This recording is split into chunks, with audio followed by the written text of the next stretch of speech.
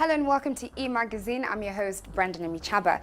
Now today on E-Magazine episode, we're taking a look at the film industry in Kenya with a focus on how films generate money in the whole nation in Africa. Now joining me in studios today are special guests who understand this field very well, and they're going to give me a clear perspective of how exactly one can make money within this film industry. Hello. Hi. Welcome to studios. Thank you. Do you want to introduce yourself, Alice? Yes, my name is Alice Kompani. I'm a filmmaker by profession, and I also teach film. That's amazing. I'm so happy to have you in Metropole Studios today. Thank you, Brenda. So how long have you been in the film industry in Kenya? I think actively I can say 2 years, but I've studied it for like 5 years. Yes, I have a bachelor's in film and theatre, and I'm currently pursuing my master's. Okay. So how's your experience been so far in the film industry in general? Have you faced any challenges, or it's been a smooth road for you so far? Wow. I don't want to complain since film is very new in Kenya. I think we are part of the people who are breaking the ground. So we have been breaking the ground. It has not been very easy, but we have been very lucky as well. Yes. Okay. So tell me about the works you've done so far in your 4 years of being a filmmaker. Yeah. I think my first film was it's the most notable. It's called Angles of My Face. It was a story about post-election Kenya. Okay. And I don't know if it was a good thing, but it won a lot of awards nationally and also internationally. I think the most notable is the ZIF, the Zanzibar International Film Festival. We got the short film category, like Best East African Film. Yeah. That's amazing. That's wonderful. But I have 2 features as well, but one of them is part of my degree course. Okay. Yeah. So today we basically exploring how films make money with a focus in Africa. I feel like that's something a lot of people don't understand. So I just wanted to explain to me, how exactly does it work when you're getting into making a film? What kind of steps do you have to take in order for you to have your film out there? First of all, I think the best thing you have to have is a story that can stand on its own, and people who believe in that, because film is very collaborative. People, when you say people, it's the cast and the crew, and also the people who just come in to help us out. Maybe the people who give us locations and just permits and all that. Okay. And even the government. The government has been supportive? It has been, like for some of my films, since I've been a student for the longest time, is that we have free permits as a student. Okay. I think I won't graduate just because of that. That's actually something I wanted to ask. Yeah. I feel like the whole getting permits and even licenses to do starting films in certain places, is that something that affects a lot of filmmakers when it comes to making their movies? I think it does, yes it does, because first of all, most filmmakers don't understand how the process works. There's KFC and then there's KFCB. Yeah. They actually, I think they're one and the same, but they're 2 bodies. So, and then there's the copyright board as well, and that is what normally works. If you want to copyright, those are the people that you have to work with. So first of all, the ignorance that we don't know where to go when we need to do these things. But when you get to the ground and do it, it's very easy. They are very helpful, yes. That's fantastic. Now tell me about the funding process that goes behind films. For example, the work you've done, how did that go for you? Who was actually funding your films for you? Most of the films I have funded on my own. Like I just have to find people who have the same love for film, and then they can just give me maybe their house, like your house. Yeah. Be like, Brenda, can I use your house? And then because normally we pay money for such things. Okay. And then the actors that I've been working with are people that we've gone to school with, and they just want to do this thing, but they don't want to be paid, but we have to like have them, feed them, transport them. So that's cater like for everything. Yes, we have to cater for that. So mostly it has been my money, but I have been produced by other people like my lecturers. And even after getting the awards, Kenyan filmmakers just came out and they were like there's a lady named Betty Furet. We met at Zanzibar, and she was like, you know what, when you want to make a film, just come, I'll give you everything. And she did. She gave me a truckload full of equipment. That's amazing. And we made some films, yeah. That's great. So do you think that one of the reasons why I'd say a lot of our films are struggling in terms of being recognized with global markets, for example, is because the government is not giving us a conducive environment to support the film that we make in our countries in order to be sold outside? That's partly true. But also we haven't, I can honestly say that we haven't worked as hard as we should. Because like myself, this is the first year that I'm 100% producing films. Okay. Because I've been dabbling in so many things. I've been a student, I've been teaching, but I'm no longer doing any of that. I'm just into 100% producing. So we haven't yet put our heads into it. And there are people who have, and we can see their work. Akina Wanuri, like that's what she does 100%. Yes. Now, how do you sell out your films? The biggest place that we get our income is the theaters. For example, that short film, we actually took it to IMAX, and we had a deal with IMAX. They were getting 60 and us 40 just to bring our movies, and it was there for the longest time, I think 3 weeks.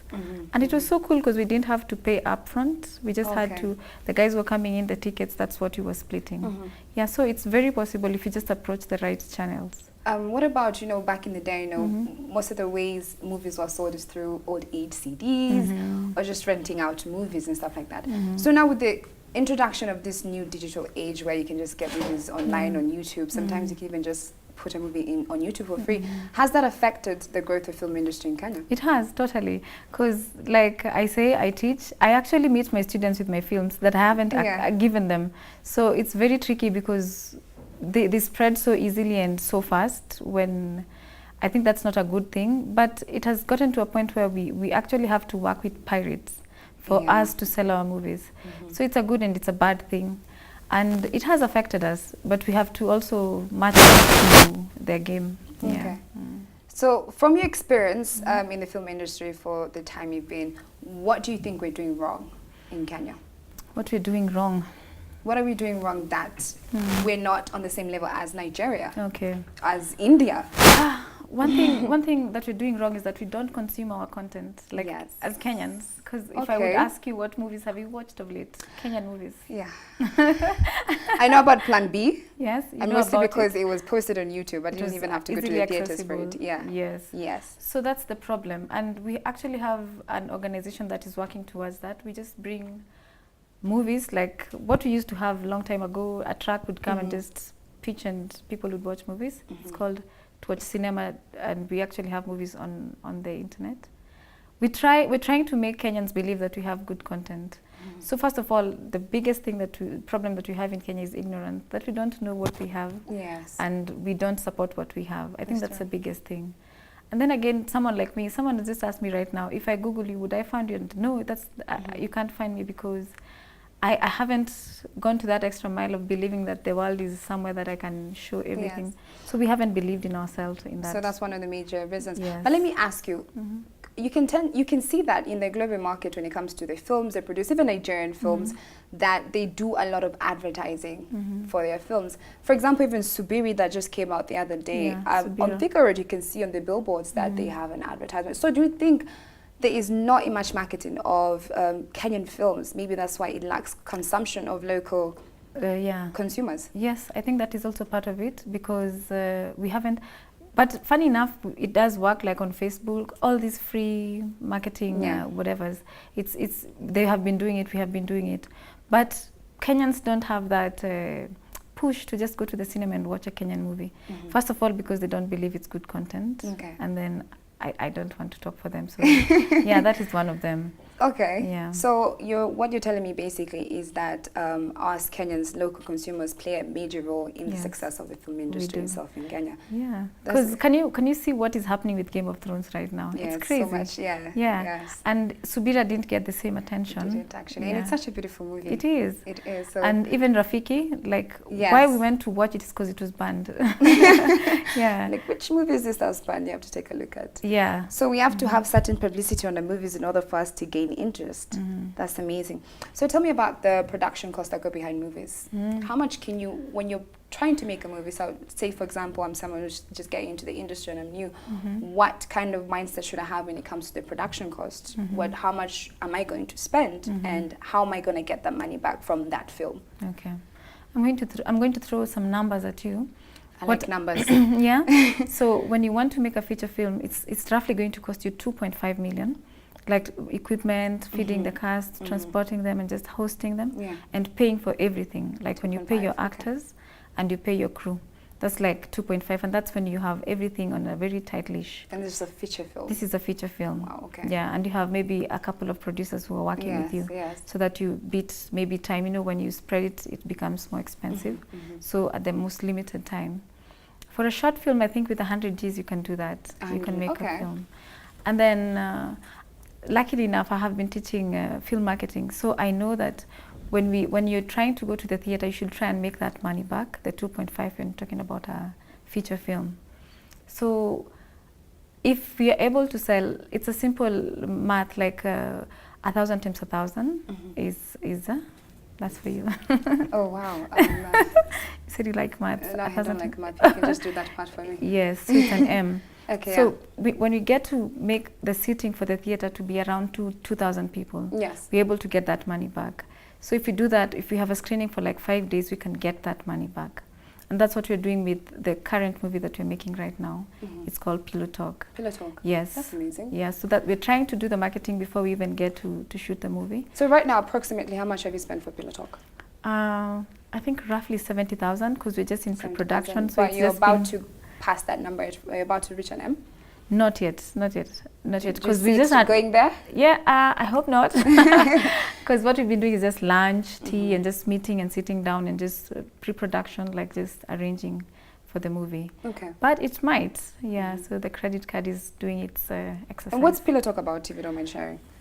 Pillow Talk is about a lady who wakes up in a man's bed after... Oh, Pillow Talk makes sense. Yeah, and just a very honest conversation about life. Okay. Yes. Great. Now, I just want to wrap up our conversation by just asking you, how is the Kenyan industry evolving from today compared to where it was before? I think we have a very big potential. It's an untapped field, and it's going to be very beautiful because people have come out to support and to just immerse themselves in the work. Okay. So it's very positive. So much is going to happen. Wow, that's wonderful. Well, we're just going to take a short commercial break, and when we come back, we're going to continue having a conversation on the film industry in Kenya and how exactly they generate money.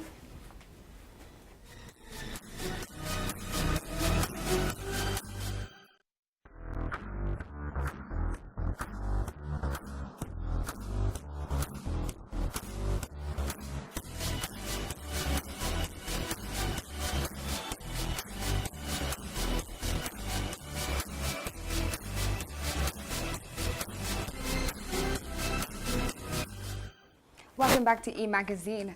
Now, before we took a short commercial break, we were discussing issues to do with the film industry in Kenya and trying to understand how exactly films generate money in the whole of Africa. Now, joining me in studios is Charles Chanchori, who is a scriptwriter as well as a producer. Yes. Welcome to Metropole Studios. Thank you for having me. Thank you for joining us. Yeah. Now, Charles, I just want to understand your experience in the film industry so far and what challenges you faced yourself.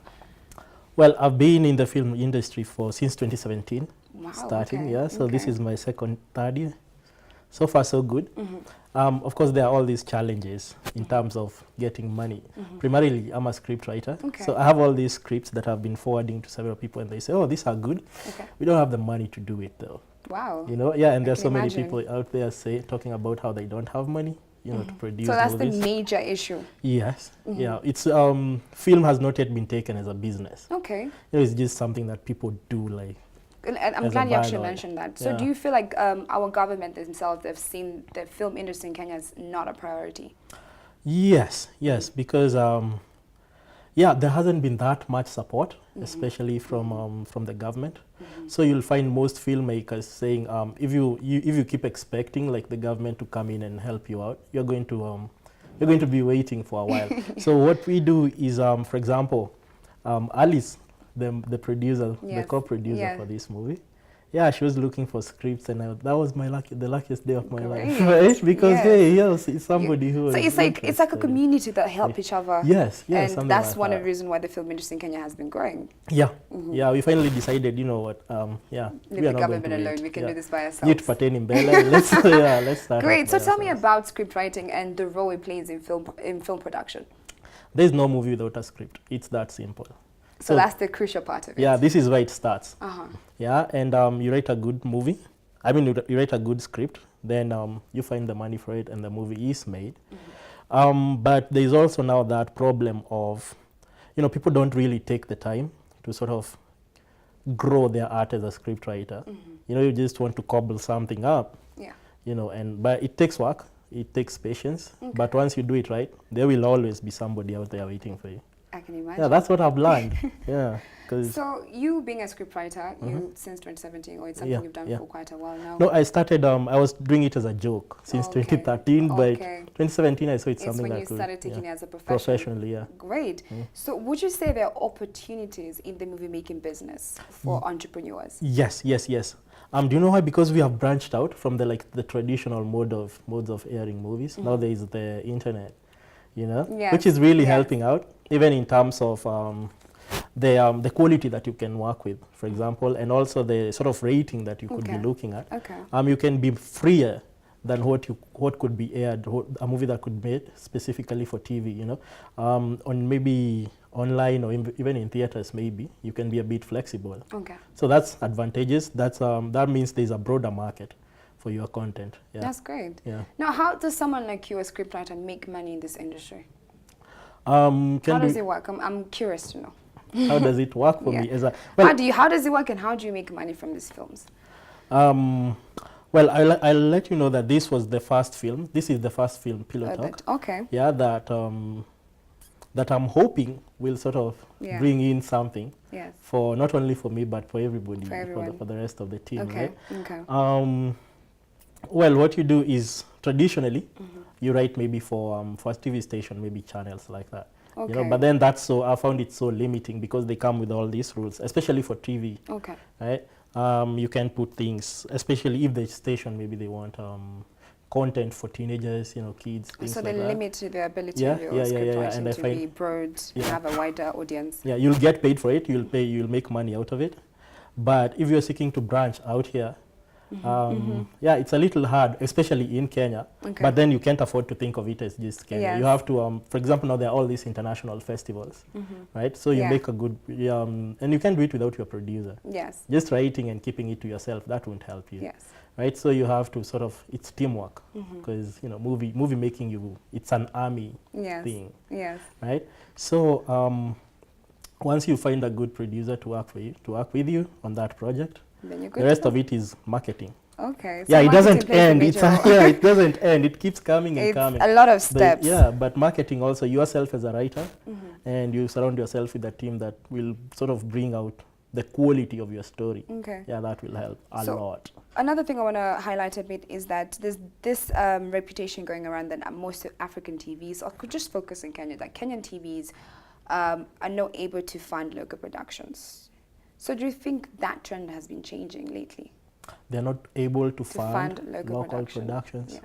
I don't know about their ability or lack thereof. I just feel like there's that unwillingness to sort of give us a good... I had gone home for a family gathering, and I found everybody in the sitting room watching an Indian movie. Wow. In a Kikuyu television, in a Kikuyu station, that the movie now have been subbed with like Kikuyu dialogue. I was like, what, we don't have Kikuyu writers in this country? Is that what you're trying to tell me? So, things like that, they sort of get me down personally as a writer and as a citizen. I'm really patriotic. I pay my taxes. So I want to be given I feel work. You on that. Right? Yes. So yeah, I feel like there hasn't been that much support. And also what's there, it's so limited. The creative's creativity is so limited because we have this culture of, we want everything to be funny. Ha ha ha ha ha. Exactly. Right? So we end up with all these mediocre, horribly written shows. While there are people out here who could give you something that's of good quality. But then also I feel like they don't really want to pay for it, because you might find like an episode, the entire team is getting like 150K, 200K, and that's nothing. Yeah, so you don't even feel like it's worth it. So what do you think we should do differently in order to change that? Because take, for example, in the States, I'm sure the content produced in those TVs are full-on American TV shows, American films. You won't find something Indian in an American television, right? They actually support their own content, their own work. So what can we do in order for Kenya to be the same way? In order for us not to have telenovelas or even Indian films, it's just fully Kenyan content. Well, the reason why that works for the US is because they have like all these specific sort of stations, so to speak, that air that material that's so specific to their audience. Like ABC doesn't air mature content, and HBO doesn't do kid shows. You know, so you want to watch a show with a kid, you know where to find it. And if you want to watch a show with your fellow, you know, Game of Thrones, you know where to find it, right? So that's how the Americans, they sort of figured out their own audience, and you know, but us, I feel like the audience hasn't been really figured out. So you find most of my age mates, people I talk to, they go like, me, I don't watch Kenyan TV. So you find people subscribing to Netflix. Right? Netflix. And they are like this on their phones all the time. Because even local shows, you will find good ones on YouTube, but you won't find any playing in the stations. And now those on YouTube, it's a self-sponsored project. Right? Somebody wanted to tell their own story. For their audience. And I feel the advantage is that people are now figuring this out in matters especially pertaining to the internet. Now it can't get any worse. Soon we'll have like HBO sort of HBO. Equivalent in Kenya. What we need to do now, and I feel like we are on our way there, is people are realizing they're the thirst for certain kind of content. And what do I call them? The demand is sort of shaping in that direction, Do you think the demand for Kenyan consumption when it comes to our own films is growing? A lot, yeah. You know, like This Is Life, for example. It's a Kenyan TV series. And people are so excited about it because it's so different. And the one who made it, she sort of funded it, took loans, did what she did. She didn't rely on like the traditional mode of funding. And there's that task, and she told me now she's like about to recoup. That's amazing. And like she's getting her name all the way out there because she's doing something that locally hasn't been done before. She's quenching a thirst that has been there for years. And nobody really, I think, had the nerve to sort of quench it. Because it's a risk. It's a risk. Especially for mature kind of content, because we're like, Africans don't do this. We are so used. But we are not. It's just that's how we've been told. From the films that have been released lately, take for example Rafiki, I can just see how the Kenyan film industry are really trying to get out there and just don't be the conservative usual stories they tell us, those culture stories they usually have on films. So I think that's something that's happening. Now I just want to wrap up our conversation by imagine I'm enjoying it so much, it's so short, by just talking about the introduction of platforms such as Netflix. And now you can see Netflix, we have some African films that are viewing there. So I want to know your thoughts on introduction of such platforms within diaspora of the film. Sorry?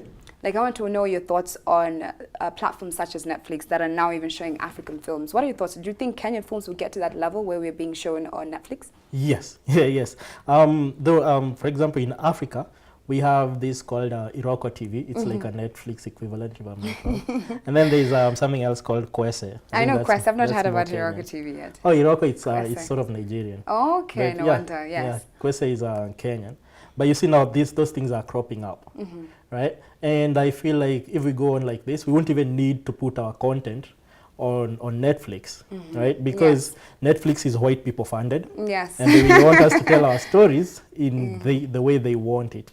They want us to. So we will have all this whitewashed African content, right? So I wouldn't even advise people to aspire for that, because then it will be another form of sort of neo-colonialism, sort of just build something. So we focus on building our own platforms, like so we can tell our stories the way we want to tell them. Perfect. Well, I had an amazing conversation with you. Thank you so much for joining us on our studios, Charles. Now, you heard it right here from Charles and Alice. They've understood this industry so well that it takes a lot to generate money in the film industry in Kenya, but definitely it's an industry that is going to be booming in the coming years. Now, let's take a short commercial break, and when we come back, we'll take a look at the roadmap.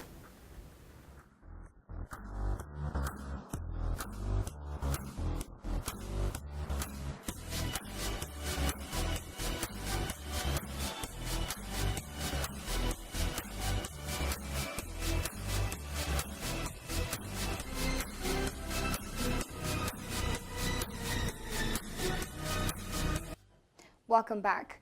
Now it's time for the favorite part of today's episode, which is the Real Talk. And since we're talking about the film industry in Africa and Kenya, we're going to take a look at movies that are actually made here in Kenya and produced by producers from Kenya. Let's take a look at these trailers.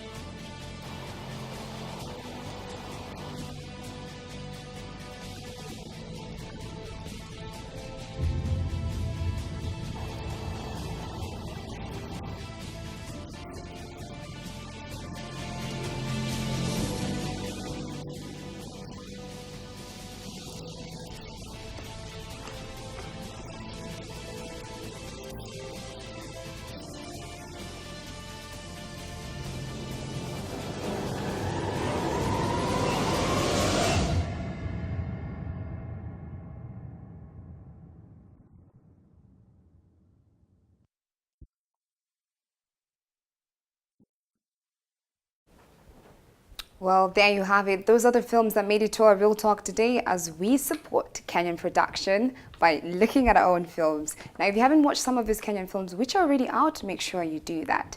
Now, let's move into our entertainment news. Avengers Endgame earns an astounding $350 million at the weekend box office and $1.2 million globally, making it the biggest opening in movie history. Now, Disney and Marvel Studios are used to winning the weekend box office when releasing its titles, but over the past few days, its latest movie has performed like no other. Avengers Endgame, the close of Infinity Saga, which focused on the formation of the Avengers and their battle with Thanos for the Infinity Stones, took in an estimated $350 million over the weekend and a global total of $1.2 billion, making it the biggest opening weekend of all time. It's a figure that completely destroyed the record held by the previous film in the franchise, Avengers Infinity War, which had recorded $257.6 million and is the first movie ever to cross $300 million domestically its opening weekend. Endgame didn't just help business for movie ticket sites and theaters, but also IMAX, which had a record-breaking weekend. The movie was shot in IMAX cameras, so many fans wanted to see the movie in the large format screen. By Friday, the movie had already broken IMAX record of best weekend ever with a global 52.1 million take. The previous record was held by The Force Awakens with $47.6 million. By the end of the weekend, it took in $91.5 million. Now, we've sadly reached the end of E-Magazine today. Thank you so much for tuning in. Make sure you do the same tomorrow. Now, enjoy the rest of your viewing. My name is Brandon Imichaba. Till next time.